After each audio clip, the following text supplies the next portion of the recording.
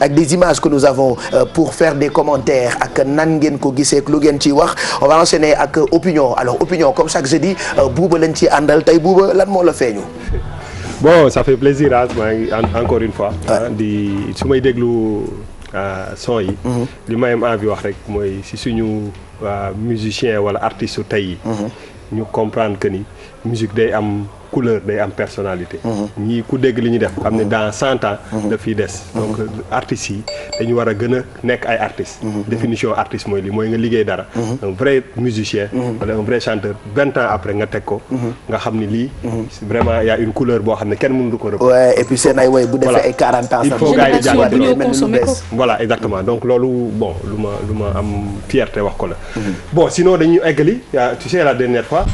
promesse la woon voilà promesse la woon dañu ne woon par exemple jigéenu non en fait góoru Sénégal.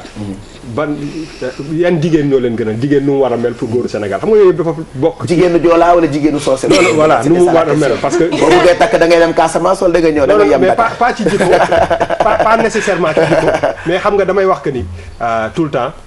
nit boo ko gisee. avant ngay xam nu mu mel ci boppam. avant ngay xam nu mu tudd. avant ngay xam nu mu sant. te ni mu mel ngay njëkk a xool. c'est important si bu la nit attiré wul. doo mën a wax ak moom. donc nit dañ koy fàtte donc y a rien de pervers dans l'histoire mais cofeel gis-gis moo koy indi quoi. il faut nga gis ni bu neex la physiquement. non pas coup de foudre sax mu neex la physiquement après nga ne ko na nga tudd. di si des c'est après mais bu la neexul mënoo wax ak moom. donc gis-gis bi dafa am solo. mais dañu seetlu aussi que ni c'est des choses yoo xam ne dañ koy waxtaanee si biir kër yi mais des fois du génn ci biir dañu seetlu que ni par exemple nit européens yi wala tubaab yi en général dañuy am benn type de femme bu ñuy gën a faral di àndal. Et tu te poses la question à savoir pourquoi. Est-ce que l'homme blanc regarde la femme d'une certaine façon par rapport ak nit ku ñuul en général. Donc c'est une question boo xam ne bu ñu ko waxul ci kaw ñu ngi koy wax ci suuf. Voilà parce que est-ce que voilà vision yi bokk na et pourquoi. Donc ñu dem fexe ba trouver benn nasaraan pour mu wax ñu un peu xalaatam si loolu. Donc on regarde l'élément.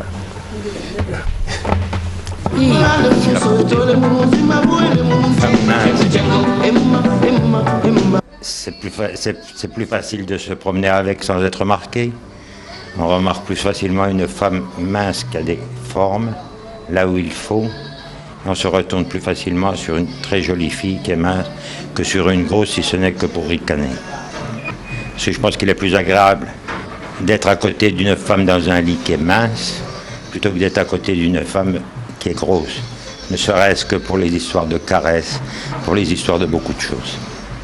Mais j'irai pas dans les détails. Il est vrai qu'en Europe, bien souvent, qui c'est qu'on voit avec une femme qui est assez grosse, c'est quelqu'un qui vient de l'étranger, soit nord-africain, soit un Africain. J'ai toujours eu des femmes qui étaient minces, avec des formes, mais pas des grosses formes. Des femmes minces, il y en existe également en France, mais je pense qu'au Sénégal, il y en a certainement plus, des jolies. Mais c'est vrai qu'il y a des belles filles ici qui ont le teint ébène et qui sont vraiment mignonnes, qui ressemblent un peu à la Vierge Noire que j'ai vue là-bas au Sainte-Marie de la Mer. ay rêve la rek parce que ñoom boo leen fekkee seen dëkk yi seen jabar dañu mbuxure de dañuy gént am lu tuuti lu baax moo tax ñu bëgg a ñëw jël suñu ñu tuuti ñi. seen yu baax. ah oui bëgg a jël suñu ñu ndaw ñi suñu ñu ndaw ñi waaw mais xam nga moom laa doon ne xam nga si àddina dans la vie pour man tout est important. C'est-à-dire que li ngay wax ci suuf des fois c'est bien ñu teg ko ci kaw table. ñu discuter parce que c'est un constat. un constat parce que des fois. da ngay gis que ni xam nga ñun ñun si suñu société yi ñun suñu bopp. dañuy des fois on peut offenser des gens sax sans pour autant ñu am boo seetloo par exemple des fois am na benn type de femme naan kii dafa wow wala kii dafa def lii alors li mu day lay xas sax. fekk pour keneen tu es un trésor mais pour ñun. c'est un peu plus compliqué quoi da nga koy dégg li may wax sax kii moom bu demoon ci tubaab yi. xam naa ne dinañ ko xëccoo du dara lu bees et tu te poses la question à savoir pourquoi quoi est-ce que si suñu nekkin en tant que nit bu ñuul on développe ça wala am na une raison parce que les raisons peuvent être voilà mën na bañ a bokk. mën na bañ a bokk quoi mais li nga xam ne moom constat la moom mooy que nasaraan yi am na benn type de femme bu ñuy àndal tout le temps 99%. et tu te poses la question. moom nee na mais soo c'est déggee l'image de modèle la Vierge noire bi nga xamante ne ñoom ci seen bopp noonu la ñuy gisee femme africaine donc bu ñuy ut loolu la ñuy ut exactement. mais est-ce que encore on doit maintenant critiquer quelqu'un pour avoir xam nga. je pense que c'est assez libéral c'est un choix et que. Allez-y.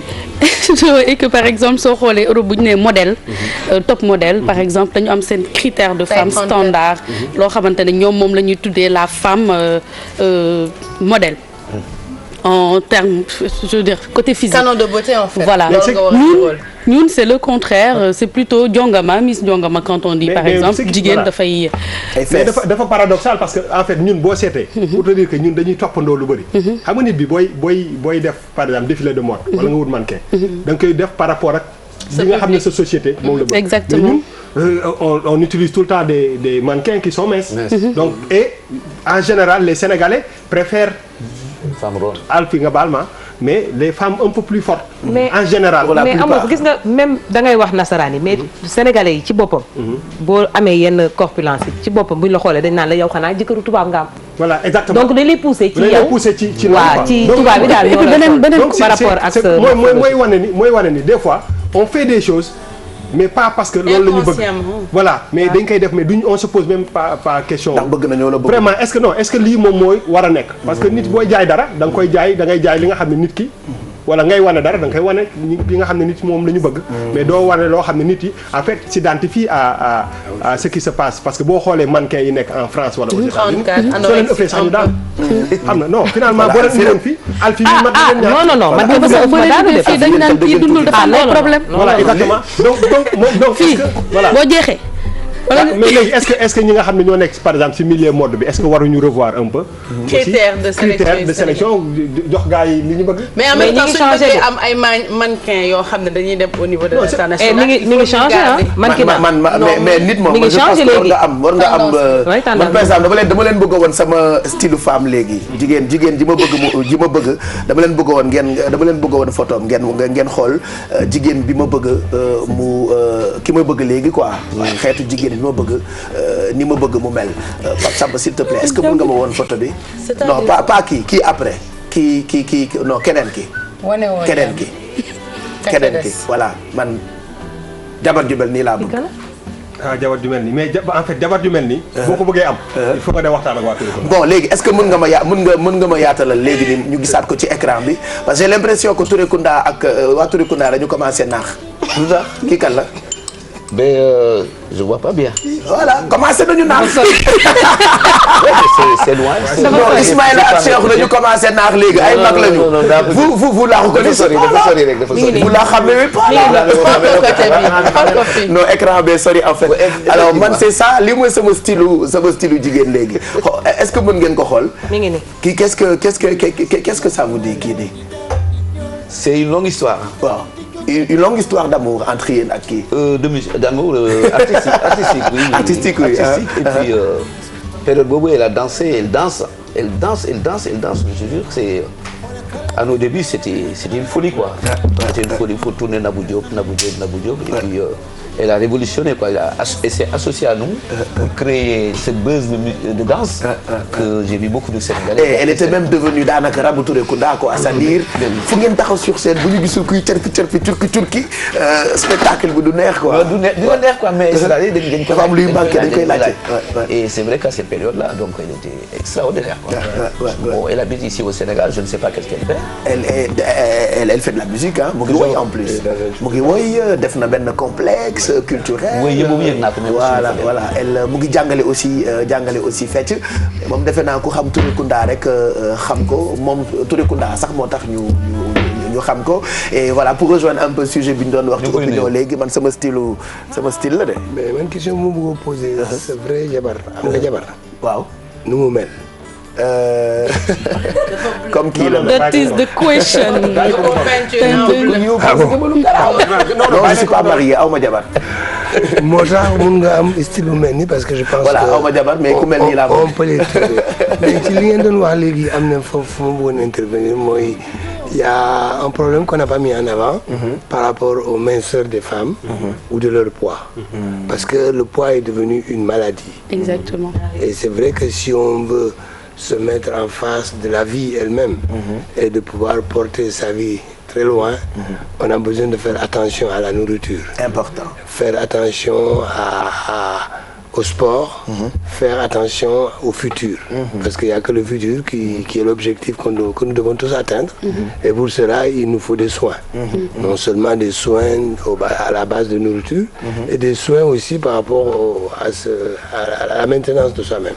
Et c'est vrai que tu vois, léegi lu ngeen doon wax am na loo xamante ni ñun Africains, Sénégalais en particulier, suñu critère de beauté, poids bokk na ci.